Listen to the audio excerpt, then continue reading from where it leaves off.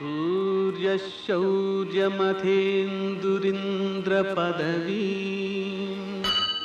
सन्मङ्गलं मङ्गलम्। నమస్తే భగవందేవ దత్తాత్రేయ జగత్ప్రభో సర్వబాధా ప్రశమనం కురు శాంతిం ప్రయచ్చమే. నేటి కాలమాన విశేషాలను గమనిద్దాం. స్వస్తి శ్రీ చాంద్రమాన నందననామ సంవత్సరం ఉత్తరాయణం హేమంత ఋతువు పుష్యమాసం శుక్లపక్షం గురువారం. సూర్యోదయం 6:53 సూర్యాస్తమయం 6:03. తిథి త్రయోదశి పూర్తిగా ఉంది. నక్షత్రం మృగశిర ఉదయం 9:52 వరకు. వర్జం రాత్రి 7:11 నుంచి 8:57 వరకు. దుర్ముహూర్తం ఉదయం 10:36 నుంచి 11:21 వరకు. మరల మధ్యాహ్నం 3:04 నుంచి 3:49 వరకు. అమృతకాలం రాత్రి 1:23 నుంచి 3:10 వరకు. రాహుకాలం గురువారం కాబట్టి మధ్యాహ్నం 1:30 నుంచి 3 గంటల వరకు. నేటి విశేషం ప్రదోషం ఈరోజు కూడా ఉంది. శివుణ్ణి ఆరాధించుకోవడానికి చాలా మంచిది. సూర్యాస్తమయం అయిన తర్వాత 1:12 సమయం ప్రదోషంగా భావించబడుతుంది.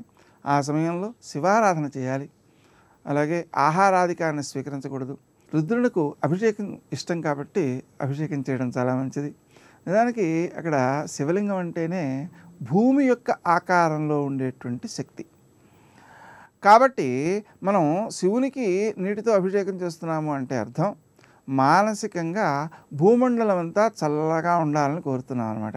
కాబట్టి ఈ భారతీయమైనటువంటి విజ్ఞానంలో మనకు భూమండలం మొత్తంలో సకల జీవులకు కూడా మేలు కోరేటువంటి సల్లక్షణం ఉంది.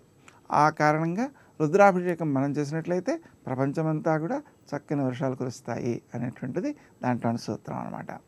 నేటి ఆణిముత్యాలు.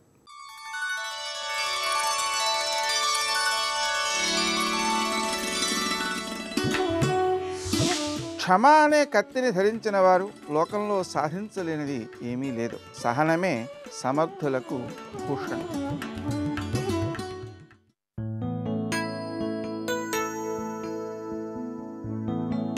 జీవితపు పగ్గాలు మీ చేతిలోనే ఉన్నాయని అర్థమైతే ప్రయాణం రహదారిలో సాగిపోతుంది. అర్థం చేసుకోకపోతే ముళ్ళబాటగా మారిపోతుంది.